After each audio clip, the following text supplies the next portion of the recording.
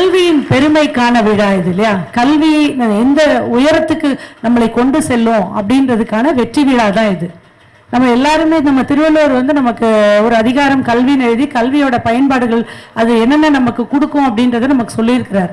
ஆனால் அதெல்லாம் நம்ம வந்து இது கிடைக்கும்னு படிக்கிறோமே தவிர இது வந்து நிஜமா இன்னைக்கு உங்க கண்ணு முன்னாடி கல்வி எந்த ஒரு வெற்றியை எந்த ஒரு உயரத்துக்கு உங்களை கொண்டு செல்லுன்றது உங்க கண் கூட பார்க்கக்கூடிய ஒரு நிகழ்வா இன்னைக்கு இந்த நிகழ்ச்சி நடந்துட்டு இருக்குது.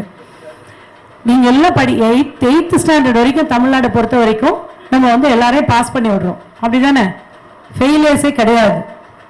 நீங்க எல்லாம் 9th 10th 11th 12th இந்த 4 ஆண்டுகள் மட்டும் கவனத்தோட அக்கறையோட படிச்சீங்கன்னா எவ்வளவு பெரிய எல்லைக்கு போகலான்னு பாருங்க. இந்த 4 வருடங்கள் கிட்டத்தட்ட நம்ம சராசரி மனித வாழ்க்கை பார்த்தீங்கன்னா ஒரு 80-85 வயசுன்னு வச்சுக்கோங்க. 4 வருடங்கள் கடின உழைப்பு போட்டோம்னா நம்ம வாழ்க்கையில் உள்ள மிச்ச காலங்கள் வந்து நம்ம வந்து அவ்வளோ ஒரு வெற்றியிலையும் அவ்வளோ ஒரு சந்தோஷத்திலையும் சிறப்பான ஒரு வாழ்க்கையை நம்மளால வாழ முடியும். ஸோ இந்த 4 வருடம் உழைக்கலாமா, உழைச்சிடலாமா, பண்ண முடியும் தானே? ஒரு நாளைக்கு 1 மணி நேரம் சின்சியரா படிச்சீங்கன்னா போறோம். ஆனா அதுக்கு முன்னாடி நீங்க செய்ய வேண்டியது உங்க வகுப்புகள்ல கவனமா இருங்க. உங்களுக்கு பாடம் சொல்லி கொடுக்கும் போது மிகுந்த சிரத்தையுடன் கவனமா கவனிச்சிங்கனாலே ஈஸியா 60 மார்க் வாங்கிடலாம். பரீட்சையில் 60 மார்க் வாங்குறதுன்றது ரொம்ப சாதாரண விஷயம். ஏன் அப்படின்னா வகுப்புல ஆசிரியர் பாடம் எடுக்கும் போதே நீங்க அதை புரிஞ்சுக்கலாம். அதுக்கு மேல எடுக்கக்கூடிய ஒவ்வொரு மதிப்பெண்ணும் தான் நீங்க உழைக்கணும்.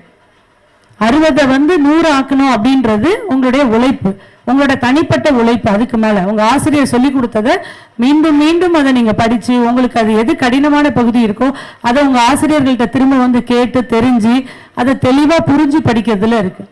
ஸோ இன்னைக்கு இங்க வெற்றியாளர்களாக உங்க முன்னாடி உங்களுடன் இருந்த மாணவிகள் இருக்கும்போது பெருமையா இருக்கு இல்லையா? மதுரை பெருமை கொள்கிறது இன்னைக்கு இந்த 6 மாணவிகளை வைத்து. உங்க பள்ளிக்கு பெருமைன்னு உங்க தலைமை ஆசிரியர் சொன்னாங்க இல்லையா?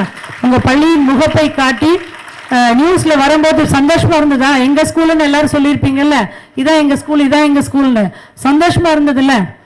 அந்த மாதிரி ஒரு அடையாளமாக நீங்களும் வரணும் இல்லையா? ஸோ எல்லாரும் நினைச்சாலும் முடியும். நீட்ன்றது வந்து நெகட்டிவ் மார்க்கிங் இருக்கக்கூடிய ஒரு பரீட்சை. ஒரு கேள்வி நீங்க எழுதுனா உங்களுக்கு மார்க் கிடைக்குதுன்னா ஒரு கேள்வி தவறா எழுதுனீங்கன்னா அதுக்கு மைனஸ் மார்க் பண்ணுவாங்க. நீங்க ஏற்கனவே பெற்ற மதிப்பெண்கள் உங்களுக்கு குறையும். ஸோ ஒரு நெகட்டிவ் மார்க்கிங் இருக்கக்கூடிய ஒரு பரீட்சையில 720 மார்க் எடுக்க வேண்டியதுக்கு 500க்கு மேல இத்தனை மாணவிகளும் 2 மாணவிகள் 300க்கு மேலேயும் எடுத்திருக்கிறாங்க இல்லையா? எவ்வளவு பெருமையான ஒரு விஷயம் யோசிச்சு பாருங்க. அதுவும் நம்ம அரசு பள்ளி. இதுல இருந்து நமக்கு என்ன தெரியுது? அரசு எல்லா உதவிகளையும் உங்களுக்கு செய்யறாங்க. அது இந்த நான் முதல்வன் திட்டம் வந்ததுக்கு அப்புறம் பாத்தீங்கன்னா நம்ம யூபிஎஸ்சி எக்ஸாம்லயே அது ஒரு வாரத்துக்கு முன்னாடி நமக்கு ரிசல்ட் வந்தது. நம்ம மாநிலத்தில் வந்து 751 பேர் வந்து செலக்ட் ஆயிருக்காங்க யூபிஎஸ்சி பிரிலிம்ஸ்ல.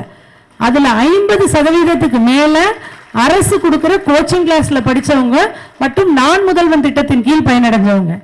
ஸோ நம்ம கல்விக்காக நம்மளுடைய தமிழக அரசு எவ்வளவு செலவு பண்ணுதுன்னு பாருங்க. எவ்வளவு அக்கறையோடு நம்ம மாணவ செல்வங்களுக்கு எல்லா வசதிகளையும் தனியார் பள்ளிக்கூடங்களுக்கு போட்டி போட்டு அவங்களை ஜெயிக்கிற அளவுக்கு எல்லா வசதிகளையும் ஞானத்தையும் அறிவையும் தேவையான அனைத்து உபகரணங்களையும் நமக்கு வழங்குறாங்க. உங்க முன்னாடி இருக்கக்கூடிய ஒரே ஒரு விஷயம், உங்களை இவ்வளவு கஷ்டப்பட்டு பள்ளிக்கு அனுப்பி உங்களை வளர்த்து ஆளாக்கக்கூடிய பெற்றோர்களுக்கும் நீங்க படிக்கக்கூடிய பள்ளியில் இருக்கக்கூடிய ஆசிரியர்களுக்கும் நம்ம தமிழக அரசு உங்களுக்கு ஏற்படுத்தி கொடுத்த இந்த எல்லா இதுக்கும் சேர்த்து இந்த அனைவருக்கும் பெருமை சேர்க்கிறதும் உங்க வாழ்வை முன்னேற்றதும் மட்டும்தான் உங்களோட ஒரே வேலை. ஸோ வேற எந்த கவன சிதறல்களும் இல்லாமல் இந்த மாதிரி ஒவ்வொரு வருடமும் இந்த பள்ளியில் இங்க ஒவ்வொரு யார் 12th வரீங்களோ அத்தனை பேரும் வெற்றியாளர்களா இந்த மேடையில நிக்கணும்னு உங்க எல்லோரையும் வாழ்த்தி அதற்கான முயற்சியை நீங்க செய்யணும்னு உங்க எல்லோரையும் வேண்டி கேட்டுக்கொள்கிறேன். நன்றி, வணக்கம்.